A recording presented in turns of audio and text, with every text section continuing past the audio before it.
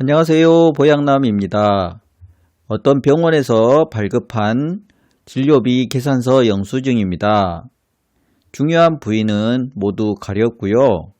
이분은 저보다 나이가 한참 많으신 여성분이신데 무릎의 내측 파열로 인해 수술을 받으신 분입니다. 이 동영상을 찍은 목적은 지금 막 시작한 보험 설계사님들께 안내를 해드리기 위한 것이기 때문에 이제 설명을 들으시고 도움이 되셨으면 하는 바람에서 찍었습니다. 그리고 일반인들도 들으셔도 무방합니다.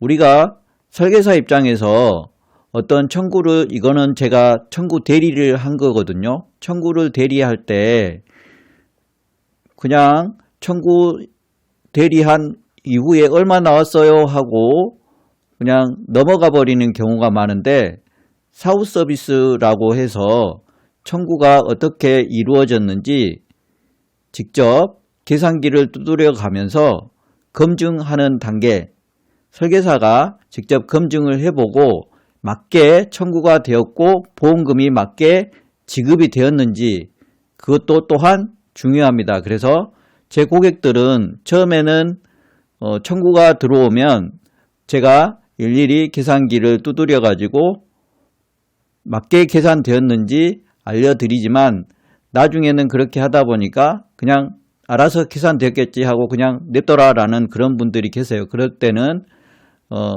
그냥 넘어가긴 하지만 그래도 계산기는 두드려 봅니다. 왜냐하면 손해사정사가 계산기를 잘못 두드려 가지고 또는 계산을 잘못해서 잘못 나가는 경우가 있어요. 덜 나가는 경우가 있고 더 많이 나가는 경우도 있을 수 있겠죠, 때로는.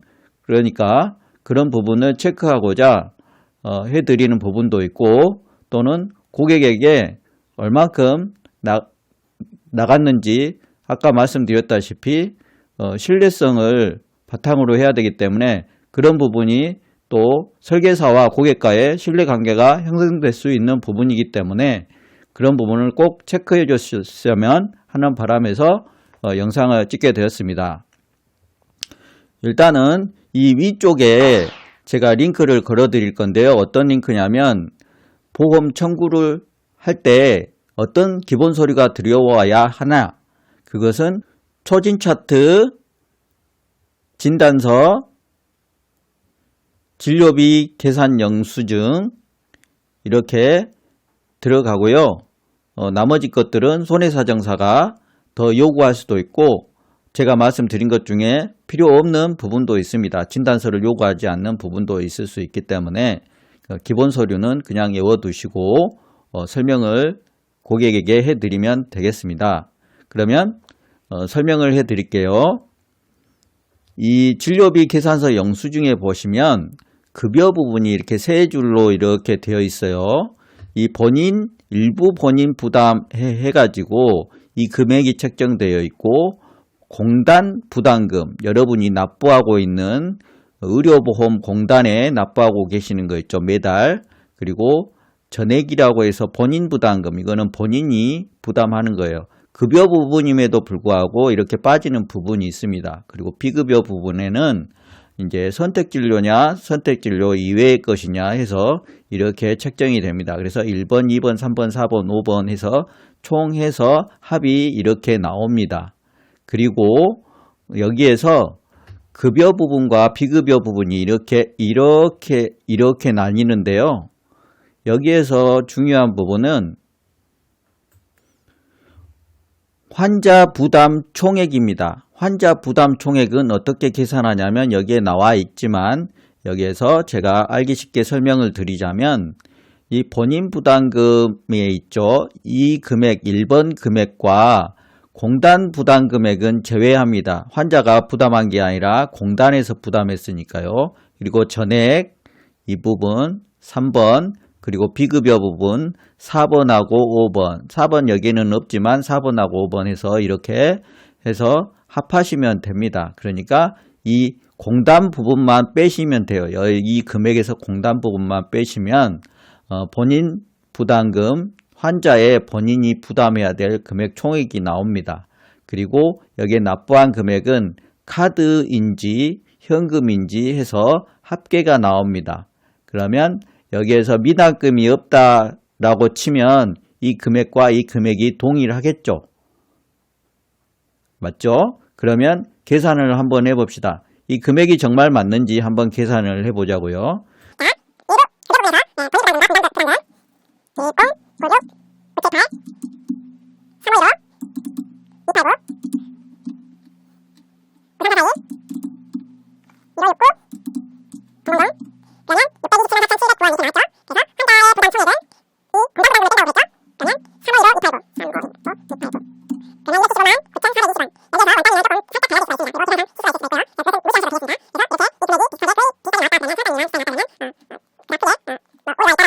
그래서 이렇게 계산하시면 되고요.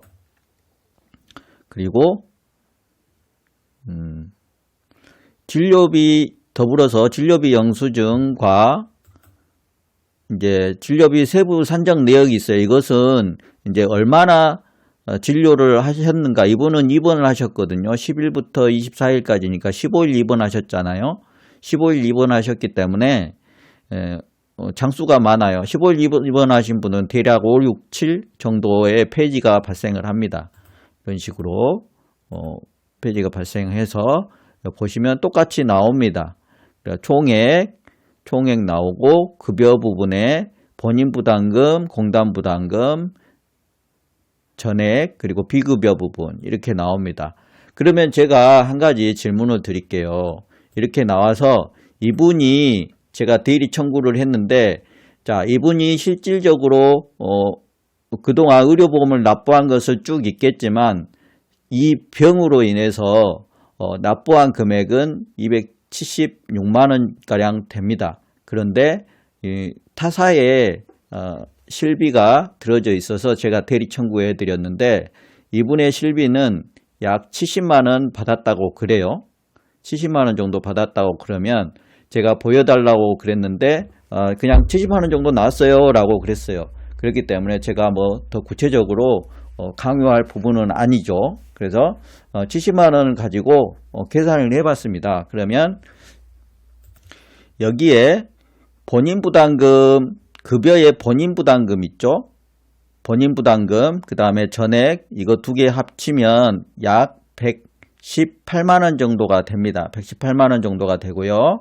그 다음에 비급여는 이분은 유병자 실비이기 때문에 비급여는 아예 제외 대상입니다. 제외 대상이어서 안 되고요. 그 다음에 공단부담 금액은 상관이 없는 거고요. 그래서 대략적으로 급여 부분의 약 30%가 맞아 떨어지죠. 그러니까 이분이 70만원가량 받았다 그랬으니까 대충 맞는 것입니다. 그러면 이분 사정에 의해서 대충 검증은 끝난 것입니다. 그래서 그렇게 알려드리면 돼요. 그러면 그분이 기분 나쁠 할 일은 없겠죠. 제가 검증을 해드렸으니까 이런 식으로 접근을 하시면 됩니다. 그래서 이런 식으로 해가지고 청구에서만 끝나는 것이 대리 청구에서만 끝나는 것이 아니라 요즘에는 또 뭐 네이버나 뭐 여러 가지 어플들이 있고 병원에서도 뭐 수수료 받고 대리 청구해 주는 분들도 계시는데 보험 설계사가 이렇게 청구해 주는 것도 나쁘지는 않아요. 그냥 공짜로 해드리는 거잖아요. 그래서 우리가 뭐 수수료 받고 해드리는 것도 아니고 그렇기 때문에 이걸로 인해서 나중에 더 좋은 관계로 유지할 수 있는 부분도 있기 때문에 그렇게 하시라는 말씀을 드리면서 동영상을 마치도록 하겠습니다. 제가 말미에 설명드리려고 했던 부분을 제가 까먹고 그냥 동영상을 끝내려고 했네요. 자, 자기 부담이 이분이 276만원가량을 지불하고 정작 유병자 실비로 70만원가량을 지급을 받았어요. 그러면 이분은 이 병원에서 200만원을 쓴 것이 되잖아요.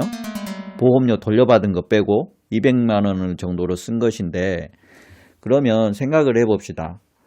유병자 실비에 가입을 했고 이분은 앞으로도 일반 실비를 가입할 확률은 낮아요. 매우 낮아요. 현재 의학 기술에 의하면 매우 낮습니다. 그리고 약을 계속 꾸준히 복용하고 있고, 그렇다라고 하면 여러분들 같은 경우에는 유병자 실비가 필요할까요? 필요하지 않을까요? 제가 질문을 한번 던져봅니다. 276만 원 정도의 병원비가 나왔는데 액에 고작 70만 원 정도밖에 안 나왔어. 보험금으로. 그러면 여러분은 만족하시지 않겠죠. 저도 만족하지는 않아요. 하지만 유병자 실비라도 생겼다라는 것, 몇 년 전에 유병자 실비라도 생겼다라는 것, 그리고 일반 실비를 가입할 수 없는 분들이 실비를 가입할 수 있다라는 부분, 그 부분이 매우 큽니다. 이분이 나이가 적지 않아요. 저도 마찬가지고, 인간을 기계로 따지면 기계가 노후화되면 여기저기 고장나게 되어 있어요. 더 좋아지지는 않아요. 신체가 더 좋아지지는 않기 때문에 더 큰 질환이나 상해로 병원에 또 입원할 가능성은 큽니다. 그런데 일반 실비를 가입할 가능성은 거의 없어요. 약을 꾸준히 들고 계시고, 유병자 실비를 가입하신 분들 들어보세요. 현재 유병자 실비를 가입하신 분들이 계실 텐데요. 왜 유병자 실비를 많이 가입하시냐면 일반 실비에서 가입을 해주지 않는 분들이 굉장히 많기 때문에 그래요. 현대인은 질병과 상해에 고통을 받고 살고 계십니다. 많은 사람들이 그래요. 병원에 가면 대한민국 사람들 모두 다 병원에 와 있는 것처럼 느껴집니다. 평상시에 안 아프고 일하고 또는 놀러 다니실 때는 그렇지 않다가 병원에 가면 정말 많이 기다리고 굉장히 많은 사람들이 왔다 갔다 하면서 이 환자들이 고통을 호소하는 것을 보면 생각이 그때는 좀 달라지죠. 그래서 유병자 실비라도 갖고 있어야 된다라는 제 생각인데, 여러분은 어떻게 생각하시나요? 이 276만 원에 대한 보험 청구서가 나왔는데, 의료 청구서가 나왔는데 보험금이 70만 원밖에 안 나왔다. 여러분은 어떻게 생각하시나요?